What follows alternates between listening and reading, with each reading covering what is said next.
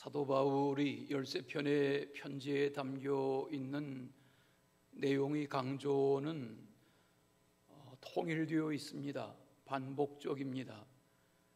그가 강조하는 것은 예수 믿기 전의 인간의 모습, 그리고 예수를 구주로 영접한 이후에 하나님의 자녀로 살아가는 성도의 모습은 달라야 한다 하는 것에 대하여 강조합니다. 우리는 로마서에서 그런 말씀을 접하고 또 이 에베소서 익숙하게 자주 대해온 에베소서 말씀에서도 그런 강조를 대하게 됩니다. 그리스도 예수 안에서 살아가는 성도의 모습과 아직 복음을 모르고 예수를 만나지 못한 이들의 삶의 일상은 보면 다르다는 것입니다. 로마서 1장에 보면 바울은 예수 믿기 이전 하나님을 믿지 않는 사람들의 실상을 아주 자세하게 낱낱하게 고발하고 있습니다. 불의, 추악, 탐욕, 가득한 악, 시기, 살인, 분쟁, 사기, 가득한 악독, 수군수군하는 것, 남을 비방하는 것, 하나님께서 미워하시는 자의 모습 그대로 살아가는 것, 능욕하고 교만하고 자랑하고 악을 도모하는 자의 모습, 부모를 거역한다든지 우매하게 살고 배약하고 무정하고 무자비하게 사는 자들의 모습, 이런 일을 행하는 자들에 대하여 바울은 사형에 해당한다고 하나님께서 정하심을 알고도 자기들만 그런 일을 행할 뿐만 아니라 그런 일을 행하는 자들의 악을 옳다 여긴다, 이렇게 고발합니다. 사실 그 29절 앞부분에는 더 긴 문장으로 시대적인 성적인 타락, 더군다나 동성애의 부패상에 대하여 자세하게 언급하고 고발하는 내용을 접하게 됩니다. 바울의 서신은 모든 편지가 다 그러하지만 이 에베소서가 대단히 논리적이고 정연한 신학적인 내용을 담고 있습니다. 성경을 펼쳐가지고 계시면 1장을 잠깐 먼저 보겠습니다. 택하심이란 무엇인가? 예정하심이란 무엇인가? 속량, 곧 죄사함이란 무엇을 말하나? 진리의 말씀인 구원의 복음이란 무엇인가? 부르심이 소망이란 무엇인가? 성도의 기업의 영광이란 무엇인가? 예수를 믿는다는 것은 무엇인가? 예수님의 사랑 안에서 살아간다는 것은 무엇을 의미하나? 믿는 자에게 베풀어 주시는 하나님의 성령의 능력은 어떤 것인가?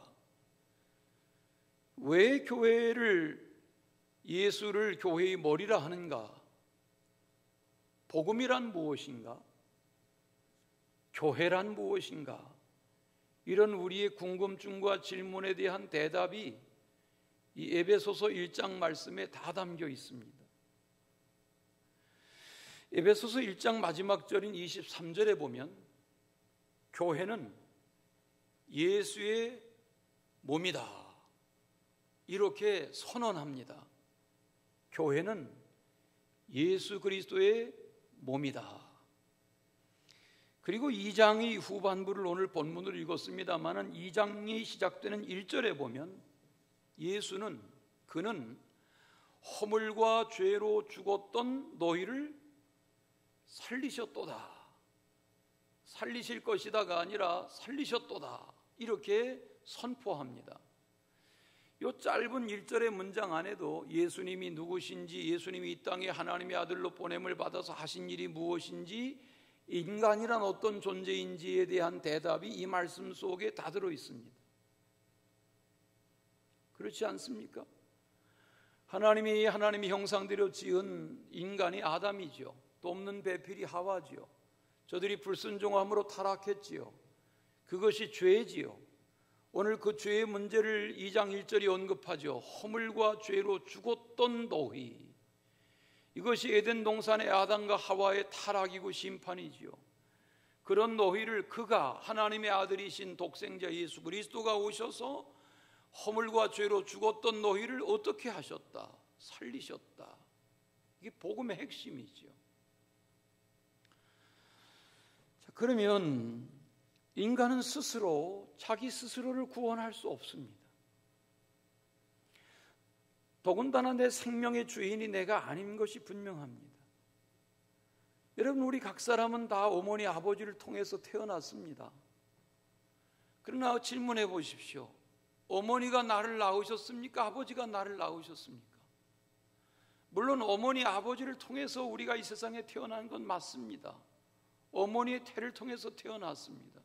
그러나 어머니의 태에서 우리가 이 세상으로 나와서 태가 분리되는 순간 이후로 어머니의 생명은 어머니의 생명, 나의 생명은 나의 생명입니다.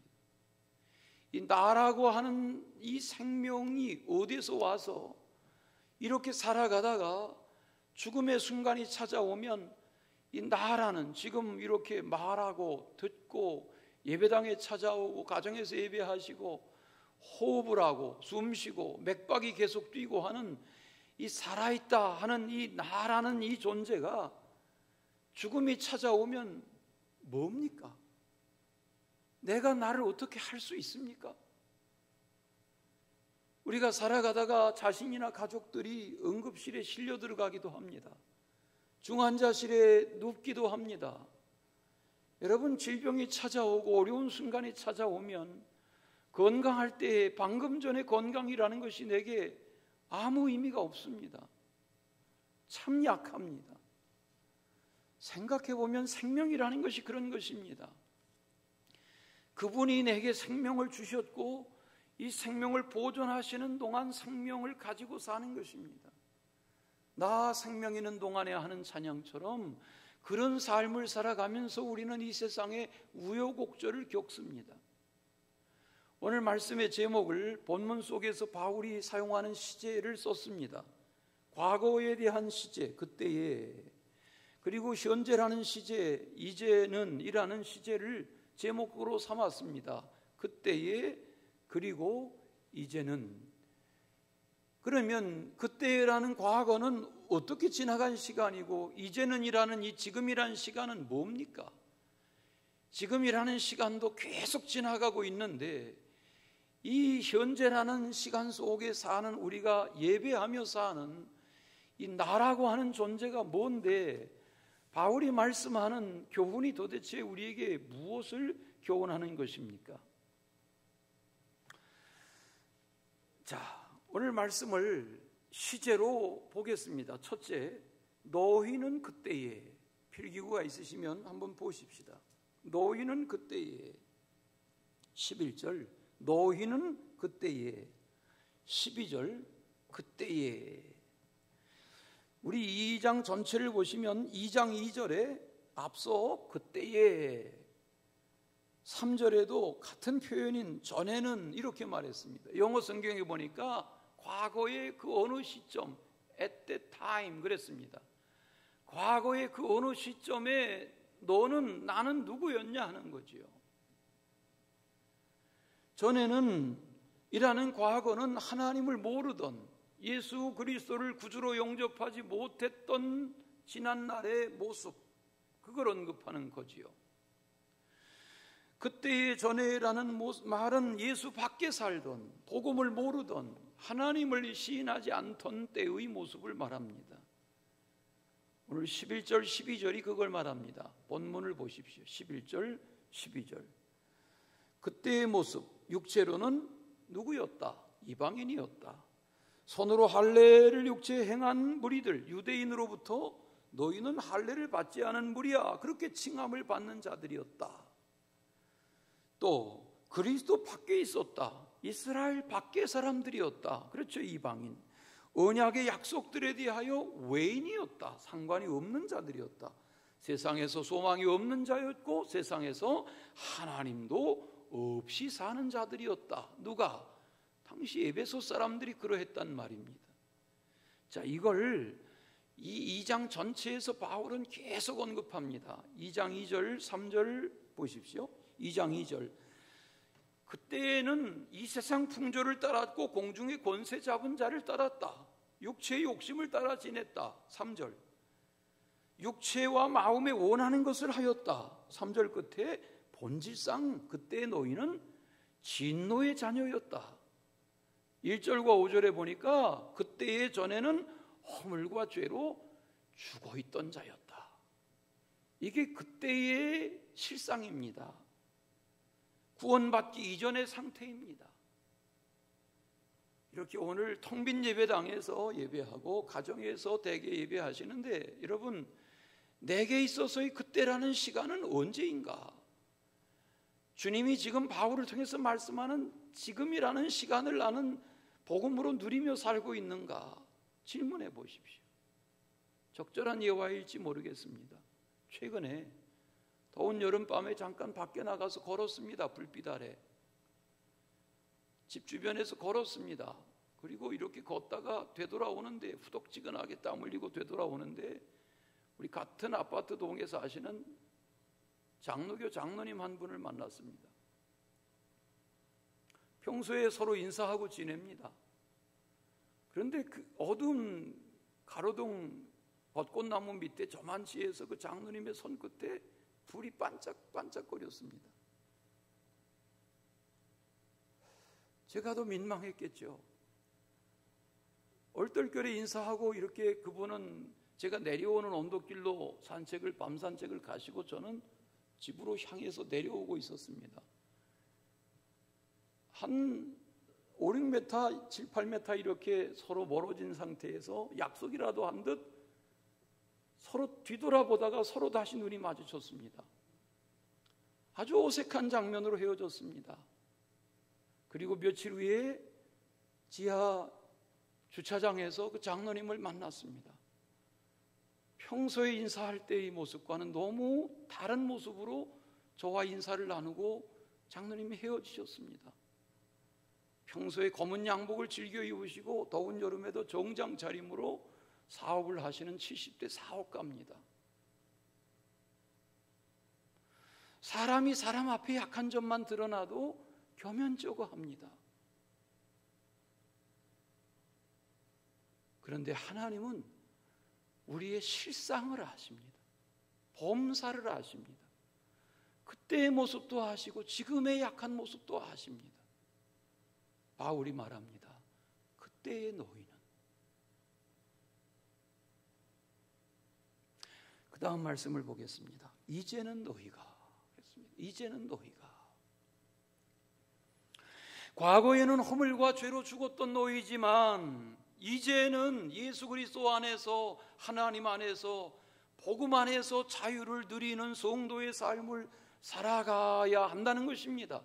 살아가고 있느냐는 것입니다. 에베소서 오늘 본문으로 펼쳐가지고 계시면 2장 13절에 밑줄 쳐보십시다. 이제는, 여기 이제는이라는 말을 영어 성경에 보니까 but now 그랬습니다. 전에는 그랬지만 그러나 지금은, 이런 말입니다. 그때는 그랬지만 그러나 지금은 이라는 말입니다. 여기 이제는이라는 말이 무엇입니까? 교회에 다니느냐, 주의를 지키느냐, 비대면으로라도 영상으로 예배하느냐, 헌금 생활을 하느냐, 11조를 드리느냐, 속회 예배를 드리느냐, 봉사를 하느냐, 그런 정도를 묻는 질문이 아닙니다. 예수 그리스도 안에서 거듭났느냐, 하나님의 자녀가 되었느냐.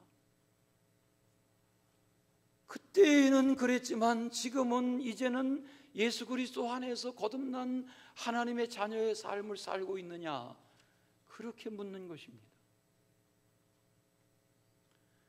13절 이하를 성경을 보십시오. 조목조목 보십시오. 성도란 그리스도 예수 안에 그리스도의 피로 가까워진 자들이다. 예수는 믿는 자의 화평이시다. 예수는 둘로 하나를 만드셨다. 예수는 원수된 곳 곧 중간에 막힌 담을 자기 육체로 허셨다. 예수는 법조문으로 된 계명의 율법을 폐하셨다. 하나님은 둘로 예수 안에서 한 세 사람이 되어 화평하게 하셨다. 하나님은 십자가로 이 둘을 한 몸이 되게 하셔서 하나님과 화목하게 하려 하신다. 하나님은 원수된 것을 십자가로 소멸하셨다. 예수는 이 세상에 오셔서 어디에 사는 그 누구에나 평안을 전하셨다. 예수는 우리 둘이 한 성령 안에서 하나님 아버지께 나아가는 권세를 누리게 하셨다. 이 말입니다. 이제는 이런 엄청난 하나님의 은혜, 그리스도의 사랑을 공급받고 있는 것이다 하고 말합니다. 거듭났다는 겁니다. 새 사람이 되었다는 겁니다. 하나님의 자녀가 되었다는 겁니다. 과거의 그때의 모습에 지금 끌려다니는 내가 아니라 이제는, 그러나 지금은 다른 존재가 되었다는 것입니다. 찬송가를 찾아보십시오. 287장, 가정에서 찾아보십시오. 287장에 보시면 예수 앞에 나오면이라는 찬양이 있습니다. 가사가 이렇습니다. 1절, 예수 앞에 나오면 죄사함을 받습니다. 주의 품에 안기어 편히 쉼을 누리게 됩니다. 우리 주만 믿으면 모두 구원을 얻습니다. 영생복락 면류관을 확실히 받게 됩니다. 2절, 예수 앞에 나와서 은총을 받습니다. 마음에 기쁨이 넘치어 감사하며 살게 됩니다. 3절, 예수 앞에 설 때 흰옷을 입습니다. 내일이면 한 100여일 동안 묵상하던 출애굽기를 마칩니다. 최근에 대제사장의 에봇 의복을 청색, 자색, 홍색 실과 가는 배실과 거기 금실을 넣어서 짜 입히는 과정을 보았습니다. 여러분, 우리가 그런 존재라는 것입니다. 그 정도가 아니라 우리는 예수의 보혈 피로 세마포 옷을 입혀주신 구원받은 존재라는 것입니다. 그걸 말씀합니다. 예수 앞에 설 때 흰옷을 입었습니다. 빛난 내 집에, 밝은 내 집에 영원히 사는 존재입니다. 이게 성도입니다. 오늘 설교 후에 부를 찬송가가 436장입니다. 우리 감리교회, 대전감리교 신학교에 학장을 지낸 감리교 목사님 이훈 목사님의 가사입니다. 찬송가입니다. 나 이제 주님의 새 생명 얻은 몸. 1절 보십시오. 나 이제 주님의 새 생명 얻은 몸, 옛것은 지나고 새 사람이 되었습니다. 그 생명이 내 마음에 강같이 흐릅니다. 그 사랑이 내게서 해같이 빛납니다.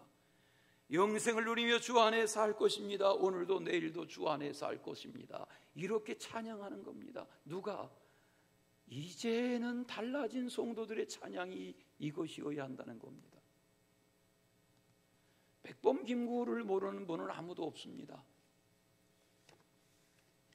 저는 그분의 정치, 역량, 독립운동가로서의 백범김구, 통일을 꿈꾸던 백범김구에 대하여 말하지 않겠습니다. 왜? 다 알기 때문에.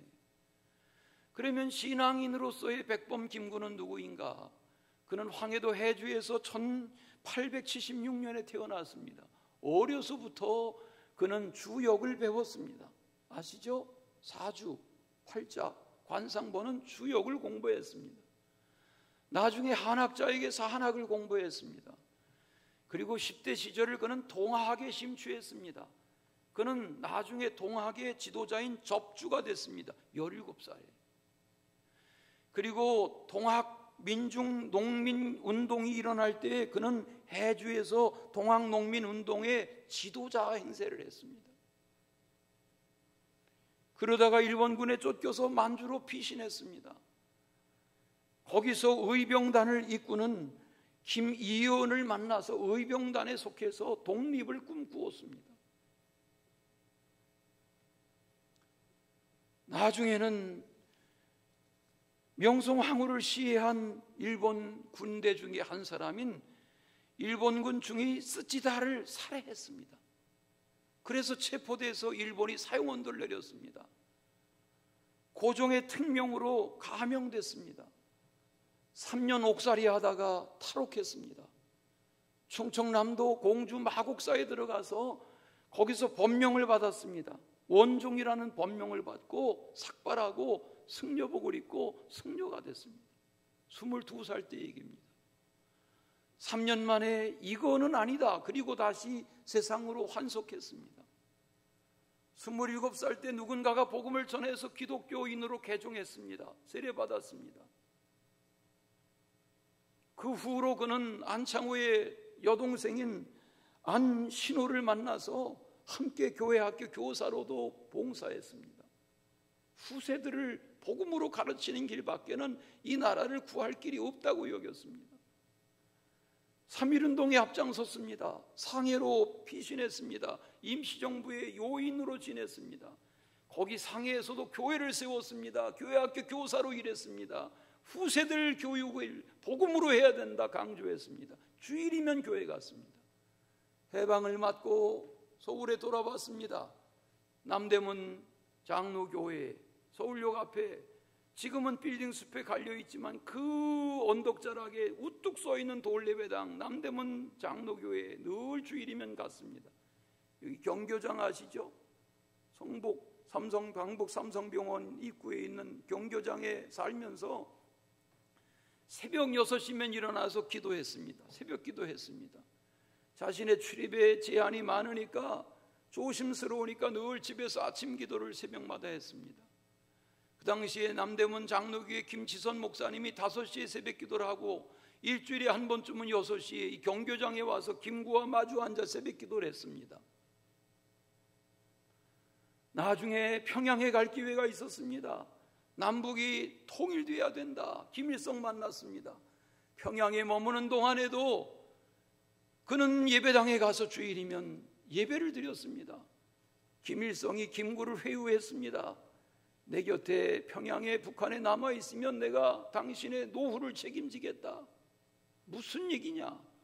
갇혀있던 고당 조만식을 풀어달라. 내가 조만식 선생과 함께 남한으로 돌아가겠다. 그게 김구의 신앙의 모습이었습니다. 1949년 6월 26일에 73살의 경교장에 안도혜라는 육군 소위가 잠입해 들어가서 총으로 김구를 암살했습니다. 그 한 달 전의 기록입니다. 동족상잔의 유혈과 국토양단의 위기를 방지하고 자주민주의 원칙하에 조국의 완전 자유를 쟁취하려는 나의 주장과 태도는 지금도 변함이 없다. 그리고 한 달 후에 암살당했습니다. 그는 눈 감기 직전까지도 통일, 자주, 민주, 독립국가 이게 그의 염원이었고 새벽마다 기도하는 기도의 제목이었습니다. 어떻게 살아야 합니까? 마지막 오늘 말씀의 19절에 밑줄 쳐 보십시오. 그러므로 이제부터 너희는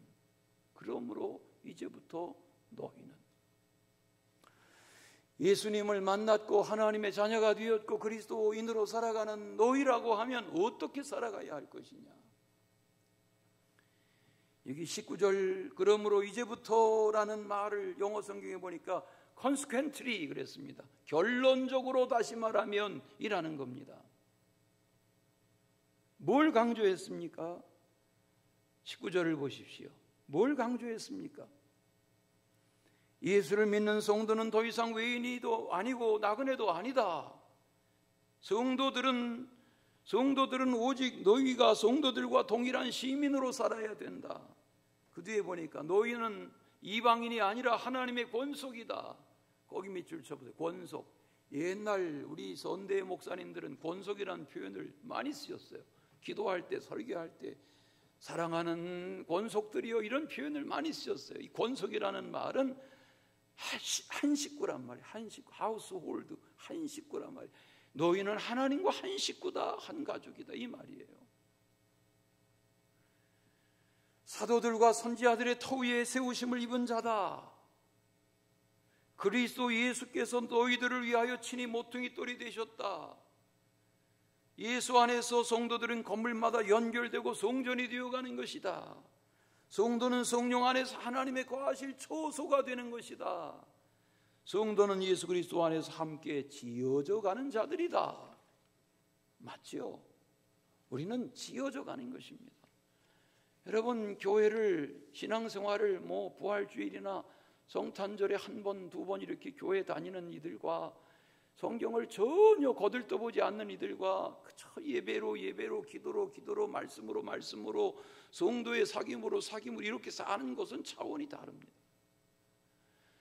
여기 지어져 간다는 말은 거룩해져 가는 것입니다.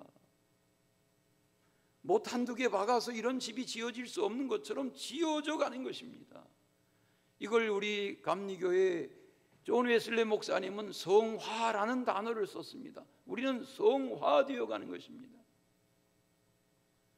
주의 은혜 가운데 우리는 점점 성화되어 가는 것입니다.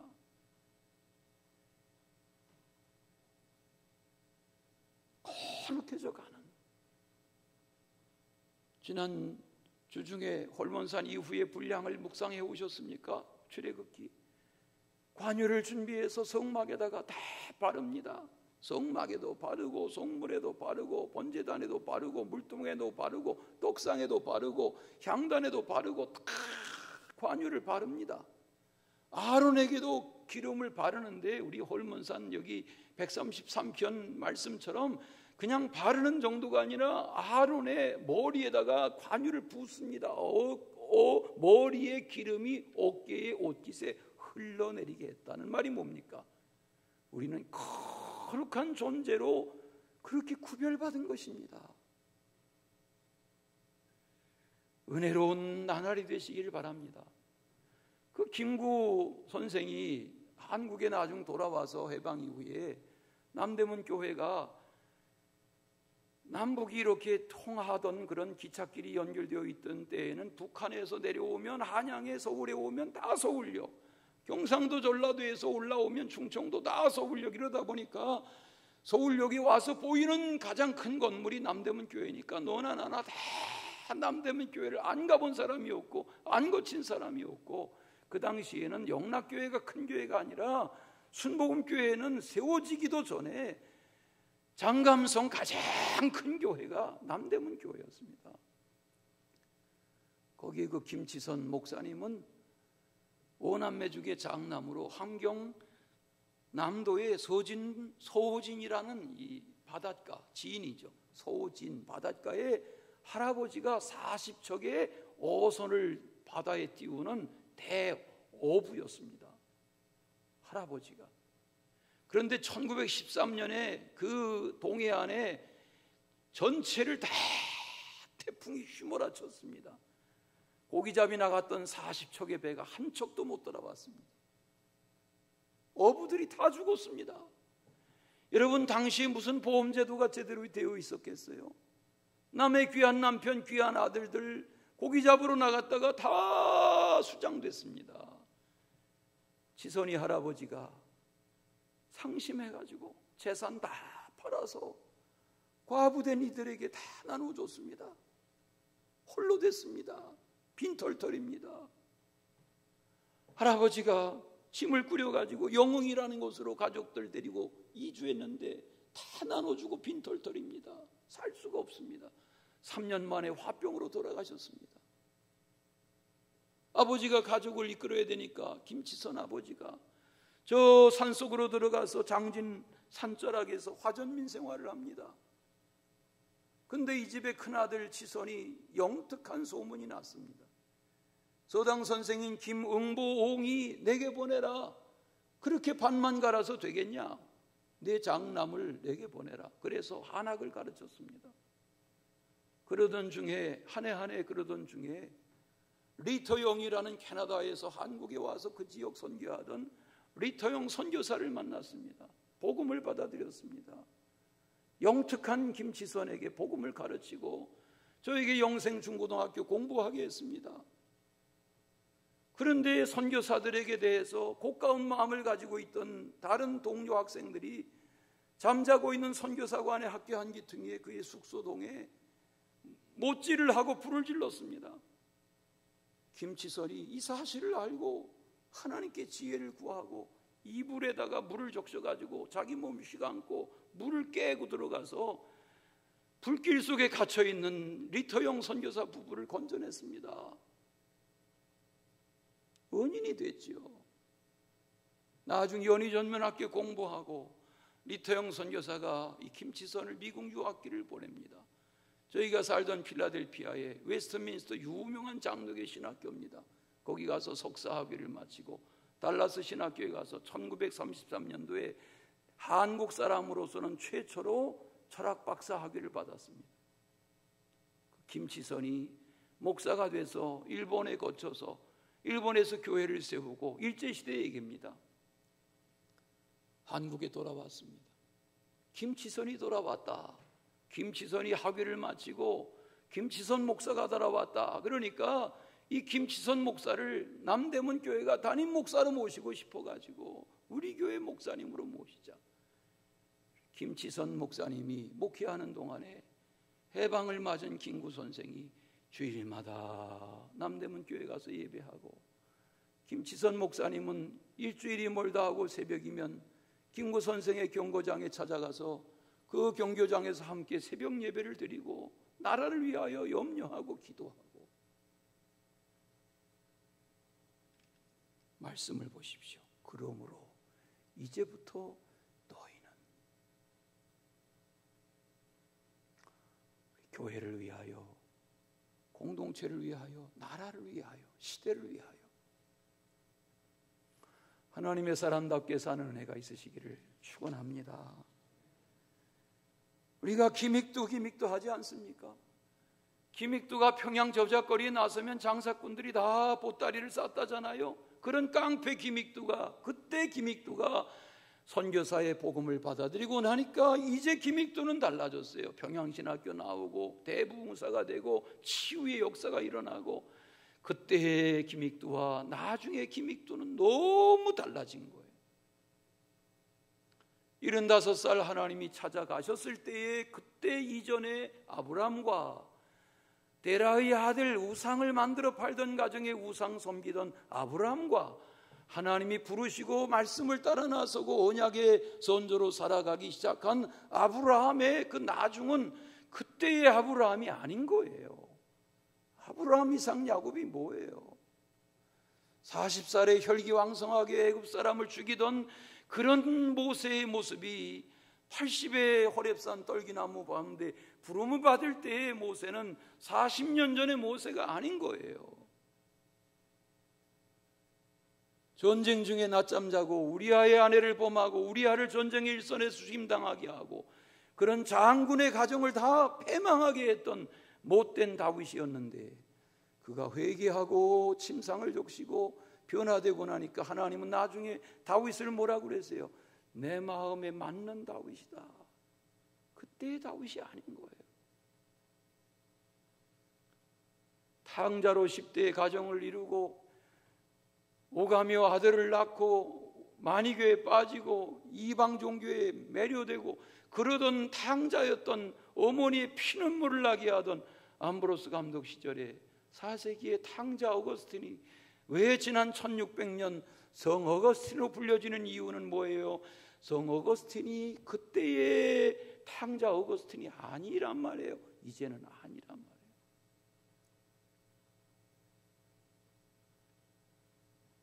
무더운 여름, 작년에는 50일 우기가 계속됐지만 이제는 이번 주부터 폭염이 계속될 거라는데, 무더워지는 여름 교회에 오실 수 없는 여건이 얼마나 계속될지 모르지만 우리 어제 밤늦게까지 다 준비해서 유치부 영상 예배, 교회 학교 영상 예배, 청소년부 영상 예배 다 준비해서 몇 명이 예배하든 준비해야 된다. 다 준비하지만 몰라라 하면 상관없는 거죠. 비대면의 예배가 오래될지 모르지만 잘 가족들과 함께 가정신앙, 자기신앙, 자녀들 신앙, 예? 교회 다니지 않는 자녀들이라도 오늘 이 예배 말씀 좀 들어봐라. 오늘 말씀 좀 다 녹화되어 있으니 좀 들어봐라. 말씀으로 회복되어지는 그런 은혜의 나날 되시기를 축원합니다. 사랑의 주